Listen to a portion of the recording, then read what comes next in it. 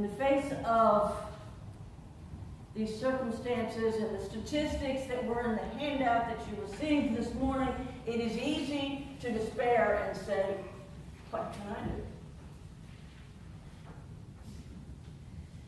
Well, our Share the Plate organization offers one suggestion about what we can do. Celia McWee had some other ideas. Celia died in 2011. She had Parkinson's and some other chronic diseases. But I had an opportunity to meet her in Augusta, Georgia, when she was relatively healthy. She was 84 years old. And I'll tell you, when I walked into that space, her living room, there was a feeling, a sense of being in the presence of the divine.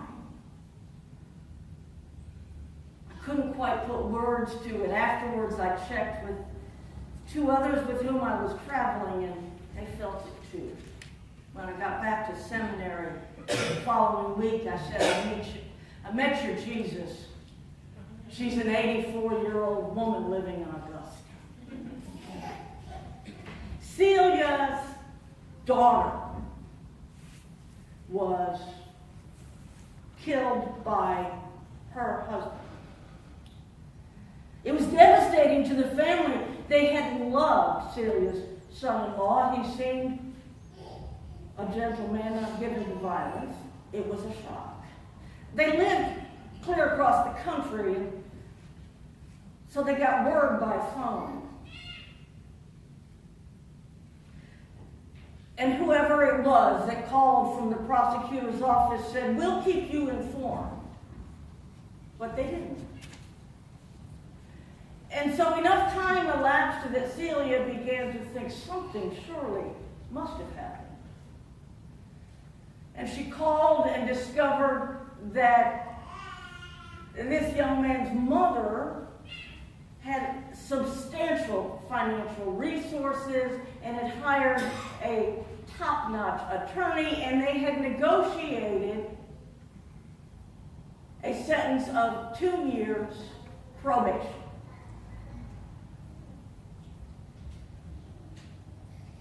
And Celia said, I can't blame them. If it were my son, I would have done exactly the same thing. She tried to keep in touch with her grandchildren. Her letters and packages were unacknowledged. They went for a visit. And it seems that he was raising the children well, and they were happy and well adjusted, but they never heard from him again. The conflict, the difficulty, the tension, the anguish in his family was particularly devastating for Celia's youngest son, Jerry. And it was more than 10 years later that Jerry took a gun and a friend and went to a convenience store and shot and killed the clerk. Robbery was thought to be the motive, but the amount seemed insignificant and the killing seemed senseless. The following day, they went to Jerry's place of work, shot and killed his boss. And later that same day, Jerry called the police, saying he was afraid the killing would not stop. Jerry was convicted and sentenced to death in South Carolina. Celia blamed herself.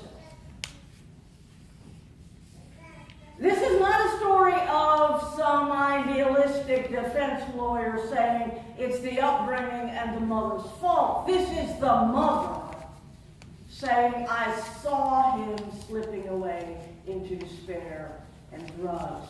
And he came to me wanting to talk, and I was fed up. And I told him, you're suffering, good. You deserve it. And until the day she died, she blamed herself for the horror that Jerry did and the horror that Jerry suffered. He was executed in 1994.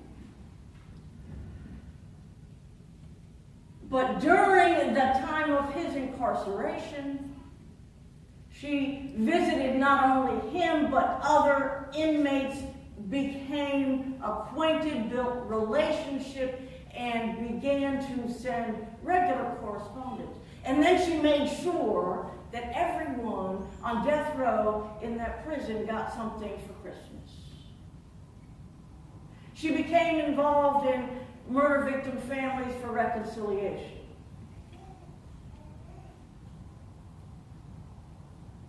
Saying we cannot change what has happened, but we can change what happens next.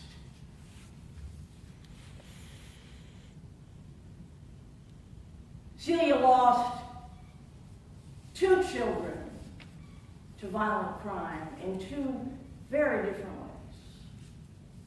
And continued until the moment that she died, living in the power of compassion, forgiveness, full humanity. She inspired me in a way that no one else ever has. And it is for her that I selected the closing hymn, which was written by a man who was a jazz musician who supported himself by traveling and performing in clubs. And while he was away, he got word that his wife and their child had died in childbirth. And from that experience, he wrote, "Precious Lord, take my hand. Join me now, if you will."